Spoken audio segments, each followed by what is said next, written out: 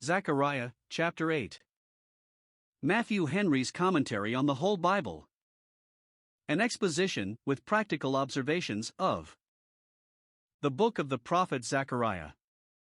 Chapter 8. The work of ministers is rightly to divide the word of truth, and to give every one his portion. So the prophet is here instructed to do, in the further answer he gives to the case of conscience proposed about continuing the public fasts.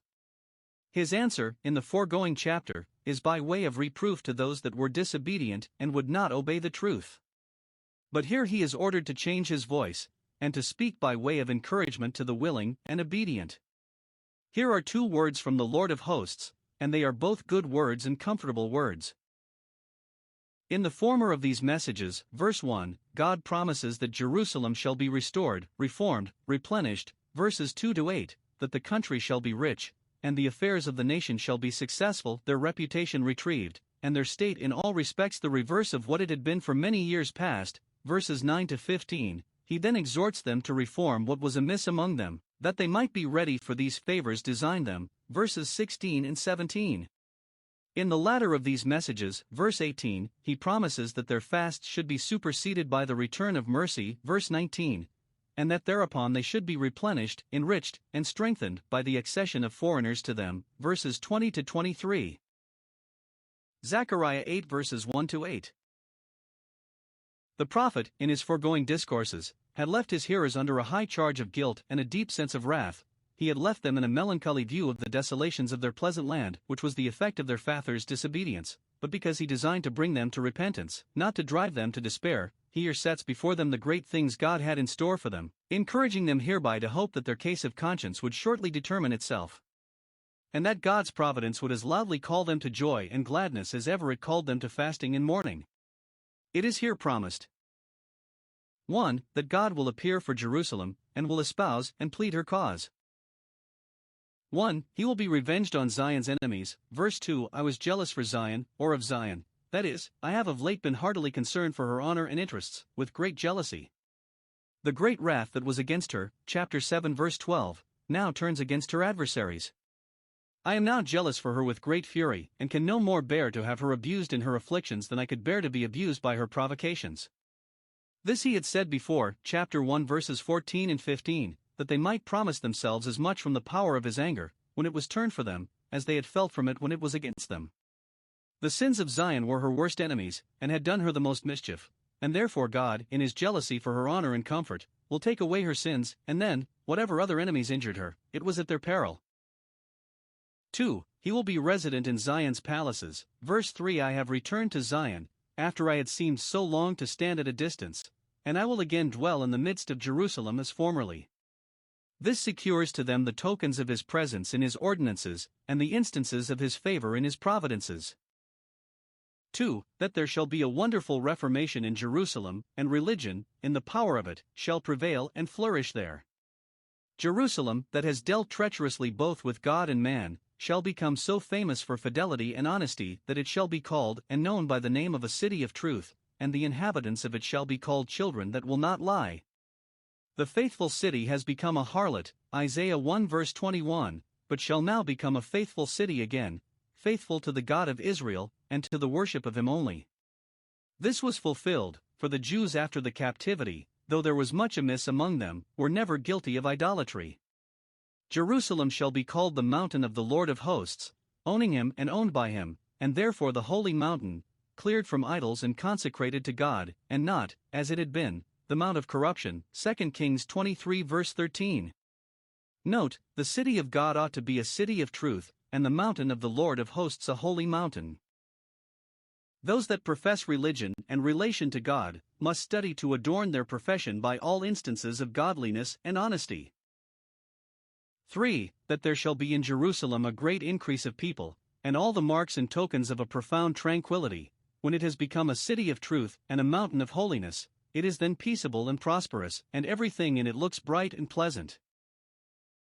1. You may look with pleasure upon the generation that is going off the stage, and see them fairly quitting it in the ordinary course of nature, and not driven off from it by war, famine, or pestilence. Verse 4 In the streets of Jerusalem, that had been filled with the bodies of the slain, or deserted and left desolate, shall now dwell old men and old women, who have not been cut off by untimely deaths, either through their own intemperance or God's vengeance, but have the even threat of their days spun out to a full length.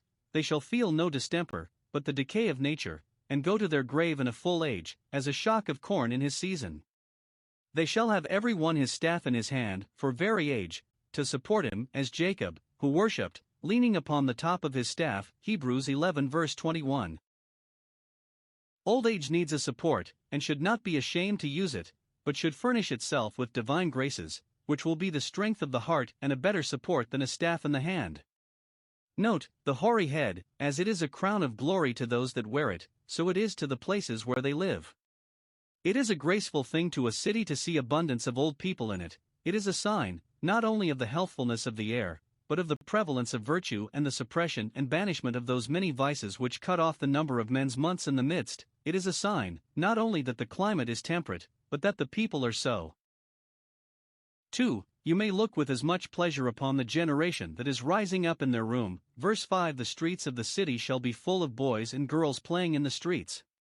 This intimates 1. That they shall be blessed with a multitude of children, their families shall increase and multiply, and replenish the city, which was an early product of the divine blessing. Genesis 1 verse 28. Happy the man, happy the nation, whose quiver is full of these arrows. They shall have of both sexes, boys and girls, in whom their families shall afterwards be joined, and another generation raised up. 2. That their children shall be healthful and strong and active, their boys and girls shall not lie sick in bed, or sit pining in the corner, but, which is a pleasant sight to parents, shall be hearty and cheerful, and play in the streets. It is their pleasant playing age, let us not grudge it to them, much good may it do them, and no harm. Evil days will come time enough, and years of which they will say that they have no pleasure in them, in consideration of which they are concerned not to spend all their time in play, but to remember their Creator. 3. That they shall have great plenty, meat enough for all their mouths. In time of famine we find the children swooning as the wounded, in the streets of the city. Lamentations 2 verses 11 and 12. If they are playing in the streets, it is a good sign that they want for nothing. 4. That they shall not be terrified with the alarms of war, but enjoy a perfect security. There shall be no breaking in of invaders, no going out of deserters, no complaining in the streets. Psalm 144 verse 14. For when there is playing in the streets, it is a sign that there is little care or fear there. Time was when the enemy hunted their steps so closely that they could not go in their streets. Lamentations 4 verse 18. But now they shall play in the streets and fear no evil. 5.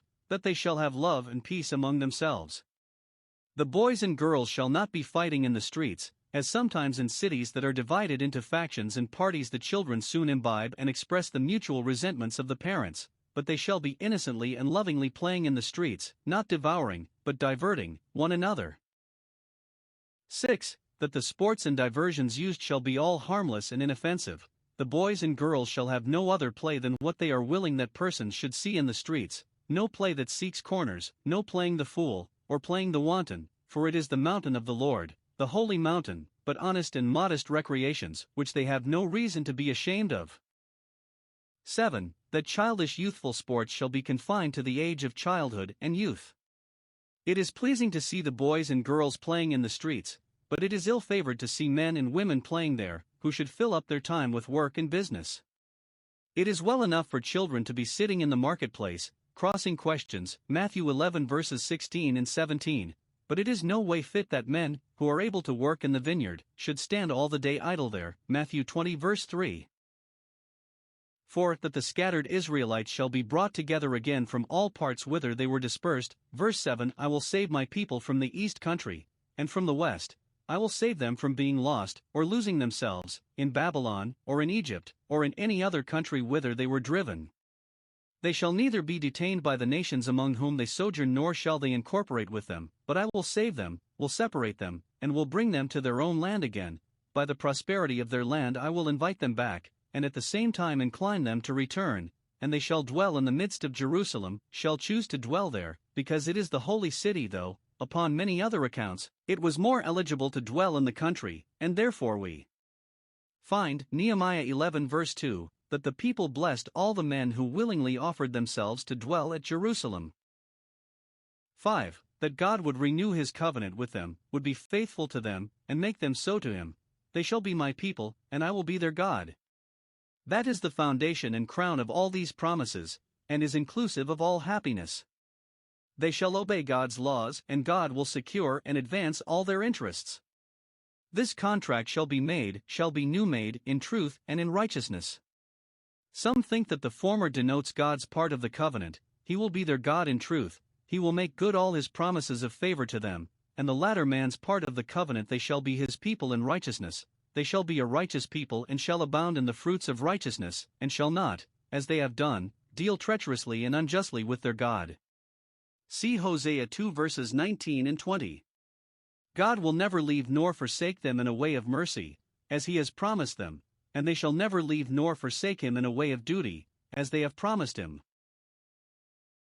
These promises were fulfilled in the flourishing state of the Jewish church for some ages. Between the captivity and Christ's time, they were to have a further and a fuller accomplishment in the gospel church, that heavenly Jerusalem, which is from above, is free, and is the mother of us all, but the fullest accomplishment of all will be in the future state.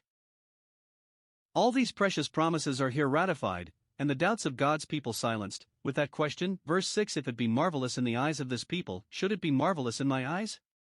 If it seem unlikely to you that ever Jerusalem should be thus repaired, should be thus replenished, is it therefore impossible with God? The remnant of this people, and God's people in this world are but a remnant, being few and feeble, thought all this was too good news to be true, especially in these days, these difficult days, these cloudy and dark days. Considering how bad the times are, it is highly improbable, it is morally impossible, they should ever come to be so good as the prophet speaks. How can these things be? How can dry bones live? But should it therefore appear so in the eyes of God? Note, we do both God and ourselves a deal of wrong if we think that, when we are nonplussed, he is so, and that he cannot get over the difficulties which to us seem insuperable. With men this is impossible, but with God all things are possible, so far are God's thoughts and ways above ours. Zachariah 8 verses 9 to 17. God, by the prophet, here gives further assurances of the mercy he had in store for Judah and Jerusalem. Here is line upon line for their comfort, as before there was for their conviction. These verses contain strong encouragements with reference to the difficulties they now labored under. And we may observe 1. Who they were to whom these encouragements did belong to those who, in obedience to the call of God by his prophets, applied in good earnest to the building of the temple. Verse 9: let your hands be strong, that are busy at work for God, you that hear in these days these words by the mouth of the prophets, and are not disobedient to them as your fathers were, in the former days, to the words of those prophets that were sent to them. You may take the comfort of the promises, and shall have the benefit of them, who have obeyed the precepts given you in the day that the foundation of the house of the Lord was laid, when you were told that, having begun with it, you must go on, that the temple might be built. God told you that you must go on with it, and you have labored hard at it for some time, in obedience to the heavenly vision. Now you are those whose hands must be strengthened and whose hearts must be comforted, with these precious promises. To you is the word of this consolation sent.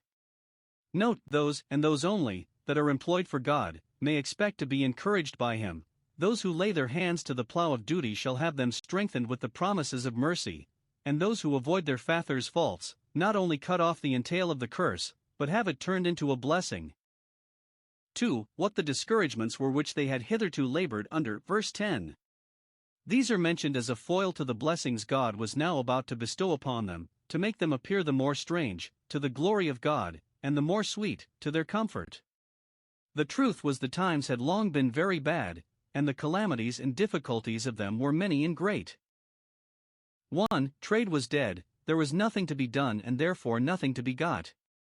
Before these days of reformation began there was no hire for man, nor any hire for beasts. The fruits of the earth, though it had long lain fallow, and therefore, one would think, should have been the more fertile, were thin and poor, so that the husbandman had no occasion to hire harvest people to reap his corn, nor teams to carry it home, for he could be scarcely said to have any. Merchants had no goods to import or export, so that they needed not to hire either men or beasts, hence the poor people, who lived by their labor, had no way of getting bread for themselves and their families. 2. Traveling was dangerous, so that all commerce both by sea and land was cut off, nay, none durst stir abroad so much as to visit their friends, for there was no peace to him that went out, or came in, because of the affliction.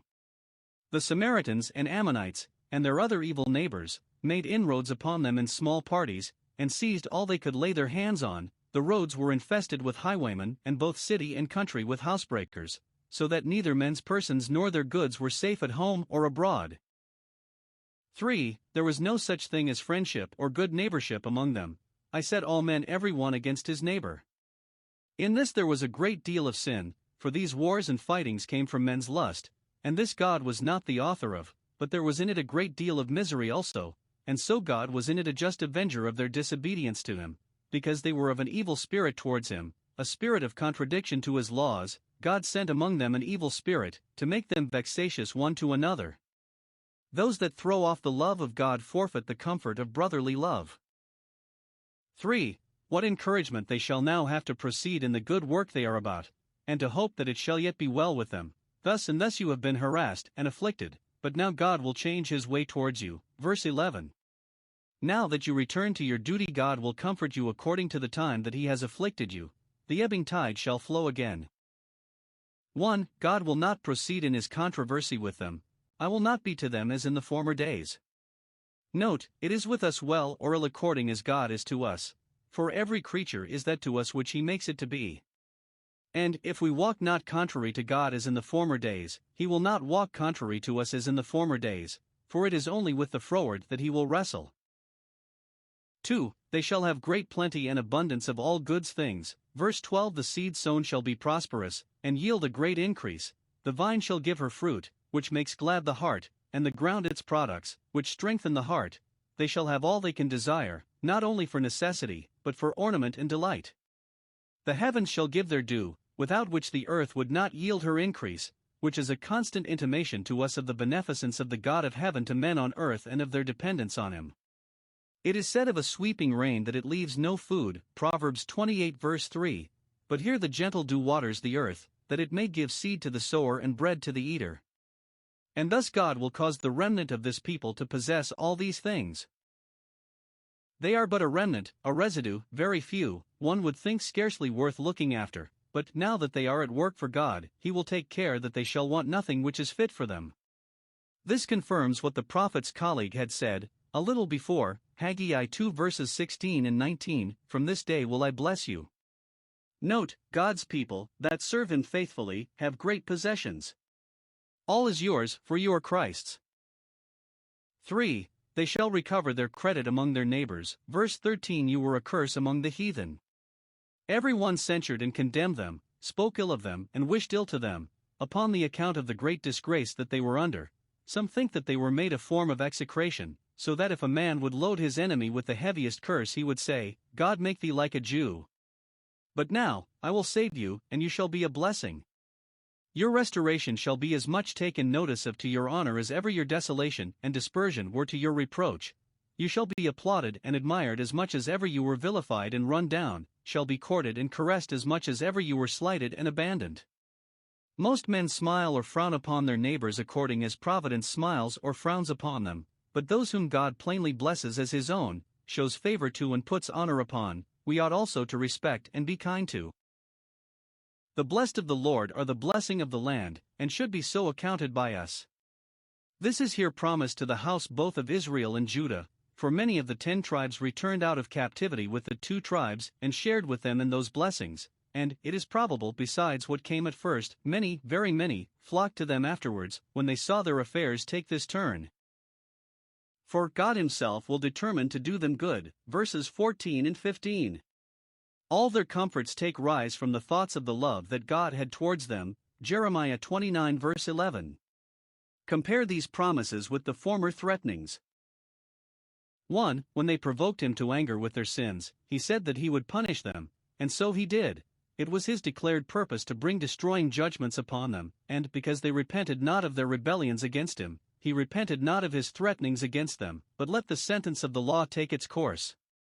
Note, God's punishing sinners is never a sudden and hasty resolve, but is always the product of thought, and there is a counsel in that part of the will of God.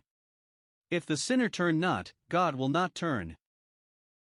2. Now that they pleased him with their services, he said that he would do them good, and will he not be as true to his promises as he was to his threatenings? No doubt he will. So again have I thought to do well to Jerusalem in those days, when you begin to hearken to the voice of God speaking to you by his prophets, and these thoughts also shall be performed. For the use they are to make of these encouragements. 1. Let them take the comfort which these promises give to them. Fear you not, verse 15. Let your hands be strong, verse 9, and both together, verse 13. Fear not, but let your hands be strong. 1. The difficulties they met with in their work must not drive them from it, nor make them go on heavily in it, for the issue would be good, and the reward great. Let this therefore animate them to proceed with vigor and cheerfulness. 2. The dangers they were exposed to from their enemies must not terrify them. Those that have God for them, engaged to do them good, need not fear what man can do against them. 2. Let them do the duty which those promises call for from them, verses 16 and 17. The very same duties which the former prophets pressed upon their fathers from the consideration of the wrath threatened, chapter 7 verses 9 and 10, this prophet presses upon them from the consideration of the mercy promised. Leave it to God to perform for you what he has promised, in his own way and time, but upon condition that you make conscience of your duty. These are the things then that you shall do. This is your part of the covenant. These are the articles which you are to perform, fulfill, and keep, that you may not put a bar in your own door and stop the current of God's favors. 1. You must never tell a lie, but always speak as you think, and as the matter is, to the best of your knowledge. Speak you every man the truth to his neighbor, both in bargains and in common converse. Dread every word that looks like a lie. This precept the apostle quotes, Ephesians 4 verse 25, and backs it with this reason: we are members one of another. 2. Those that are entrusted with the administration of public justice must see to it, not only that none be wronged by it, but that those who are wronged be righted by it. Execute the judgment of truth and peace in your gates. Let the judges that sit in the gates in all their judicial proceedings have regard both to truth and to peace. Let them take care to do justice, to accommodate differences, and to prevent vexatious suits. It must be a judgment of truth in order to peace, and making those friends that were at variance, and a judgment of peace as far as is consistent with truth, and no further. 3. No man must bear malice against his neighbor upon any account. This is the same with what we had chapter 7 verse 10. We must not only keep our hands from doing evil, but we must watch over our hearts, that they imagine not any evil against our neighbor, Proverbs 3 verse 29. Injury and mischief must be crushed in the thought, in the embryo. 4. Great reverence must be had for an oath, and conscience made of it. Never take a false oath, nay, love no false oath, that is, hate it, dread it, keep at a distance from it. Love not to impose oaths upon others, lest they swear falsely. Love not that any should take a false oath for your benefit, and forswear themselves to do you a kindness. A very good reason is annexed against all these corrupt and wicked practices, for all these are things that I hate, and therefore you must hate them if you expect to have God your friend. These things here forbidden are all of them found among the 7 things which the Lord hates, Proverbs 6 verses 16 to 19. Note, we must forbear sin, not only because God is angry at it, and therefore it is dangerous to us, but because he hates it, and therefore it ill becomes us, and is a very ungrateful thing. Zachariah 8 verses 18 to 23. These verses contain 2 precious promises, for the further encouragement of those pious Jews that were hearty in building the temple. 1. That a happy period should be put to their fasts, and there should be no more occasion for them, but they should be converted into thanksgiving days, verse 19. This is a direct answer to the inquiry concerning their fasts, chapter 7 verse 3. Those of them that fasted in hypocrisy had their doom in the foregoing chapter, but those that in sincerity humbled themselves before God, and sought his face, have here a comfortable assurance given them of a large share in the happy times approaching. The 4 yearly fasts which they had religiously observed should be to the house of Judah joy and gladness, and solemn feasts, and those cheerful ones. Note, joyous times will come to the church after troublous times. If weeping endure for more than a night, and joy come not next morning, yet the morning will come that will introduce it at length. And, when God comes towards us in ways of mercy, we must meet him with joy and thankfulness. When God turns judgments into mercies, we must turn fasts into festivals, and thus walk after the Lord. And those who sow in tears with Zion shall reap in joy with her. Those who submit to the restraints of her solemn fasts while they continue shall share in the triumphs of her cheerful feasts when they come. Isaiah 66 verse 10. The inference from this promise is, therefore love the truth and peace, be faithful and honest in all your dealings, and let it be a pleasure to you to be so, though thereby you cut yourselves short of those gains which you see others get dishonestly, and, as much as in you lies, live peaceably with all men, and be in your element when you are in charity. Let the truths of God rule in your heads, and let the peace of God rule in your hearts. 2. That a great accession should be made to the church by the conversion of many foreigners, verses 20 to 23. This was fulfilled but in part when, in the latter times of the Jewish church, there were abundance of proselytes from all the countries about, and some that lay very remote, who came yearly to worship at Jerusalem, which added very much both to the grandeur and wealth of that city, and contributed greatly to the making of it so considerable as it came to be before our Saviour's time, though now it was but just peeping out of its ruins. But it would be accomplished much more fully in the conversion of the Gentiles to the faith of Christ, and the incorporating of them with the believing Jews in one great body, under Christ the head, a mystery which is made manifest by the scriptures of the prophets, Romans 16 verse 26, and by this among the rest, which makes it strange that when it was accomplished it was so great a surprise and stumbling block to the Jews. Observe. 1. Who they are that shall be added to the church people, and the inhabitants of many cities, verse 20. Not only a few ignorant country people that may be easily imposed upon, or some idle people that have nothing else to do, but intelligent inquisitive citizens, men of business and acquaintance with the world, shall embrace the gospel of Christ, many people and strong nations, verse 22, some of all languages, verse 23. By this it appears that they are brought into the church, not by human persuasion, for they are of different languages, not by external force, for they are strong nations, able to have kept their ground if they had been so attacked, but purely by the effectual working of divine truth and grace. Note, God has his remnant in all parts, and in the general assembly of the church of the firstborn some will be found out of all nations and kindreds, Revelation 7 verse 9. 2. How their accession to the church is described. They shall come to pray before the Lord, and to seek the Lord of hosts, verse 21, and to show that this is the main matter in which their conversion consists, it is repeated, verse 22, they shall come to seek the Lord of hosts in Jerusalem, and to pray before the Lord. No mention is made of their offering sacrifices, not only because these were not expected from the proselytes of the gate, but because, when the Gentiles should be brought in, sacrifice and offering should be quite abolished. See who are to be accounted converts to God and members of the church, and all that are converts to God are members of the church. 1. They are such as seek the Lord of hosts, such as inquire for God their Maker, covet and court his favor, and are truly desirous to know his mind and will and sincerely devoted to his honor and glory. This is the generation of those that seek him. 2. They are such as pray before the Lord, such as make conscience, and make a business, of the duty of prayer, such as dare not, would not, for all the world, live without it, such as by prayer pay their homage to God, own their dependence upon him, maintain their communion with him, and fetch in mercy and grace from him. 3. They are such as herein have an eye to the divine revelation and institution, which is signified by their doing this in Jerusalem, the place which God had chosen, where his word was, where his temple was, which was a type of Christ, and his mediation, which all faithful worshippers will have a believing regard to. 3. How unanimous they shall be in their accession to the church, and how zealous in exciting one another to it. Verse 21, the inhabitants of one city shall go to another, as formerly when they went up from all parts of the country to worship at the yearly feasts, and they shall say, let us go speedily to pray before the Lord, I will go also. This intimates 1. That those who are brought into an acquaintance with Christ themselves should do all they can to bring others acquainted with him. Thus Andrew invited Peter to Christ and Philip invited Nathanael. True grace hates monopolies.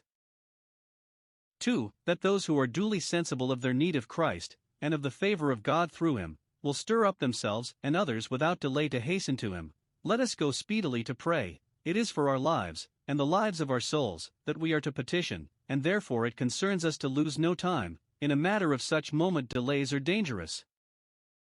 3. That our communion with God is very much assisted and furthered by the communion of saints. It is pleasant to go to the house of God in company, Psalm 55 verse 14, with the multitude, Psalm 42 verse 4, and it is of good use to those that do so to excite one another to go speedily and lose no time. We should be glad when it is said to us, "Let us go," Psalm 122 verse 1. As iron sharpens iron, so may good men sharpen the countenances and spirits one of another in that which is good. For that those who stir up others to that which is good must take heed that they do not turn off, or tire, or draw back themselves. He that says, "Let us go," says, "I will go also." What good we put others upon doing, we must see to it that we do ourselves, else we shall be judged out of our own mouths. Not, "Do you go, and I will stay at home," but "Do you go, and I will go with you." A singular pattern, says Mr. Pemble, of zealous charity, that neither leaves others behind nor turns others before it. For, upon what inducement they shall join themselves to the church, not for the church's sake, but for his sake who dwells in it. Verse 23. 10 Men of different nations and languages shall take hold of the skirt of him that is a Jew, begging of him not to outgo them, but to take them along with him. This intimates the great honor they have for a Jew, as one of the chosen people of God, and therefore well worthy their acquaintance. They cannot all come to take him by the hand, or embrace him in their arms, but are ambitious to take hold of the skirt of his robe, to touch the hem of his garment, saying, "We will go with you, for we have heard that God is with you." The gospel was preached to the Jews first, for of that nation the apostles were, and by them it was carried to the Gentiles. St. Paul was a Jew whose skirt many took hold of when they welcomed him as an angel of God, and begged him to take them along with him to Christ. Thus the Greeks took hold of Philip's skirt, saying, "Sir, we would see Jesus," John 12 verse 21. Note, it is the privilege of the saints that they have God with them, have him among them, the knowledge and fear and worship of him. They have his favor and gracious presence, and this should invite us into communion with them. It is good being with those who have God with them, and those who join themselves to the Lord must join themselves to his disciples. If we take God for our God, we must take his people for our people, cast in our lot among them, and be willing to take our lot with them.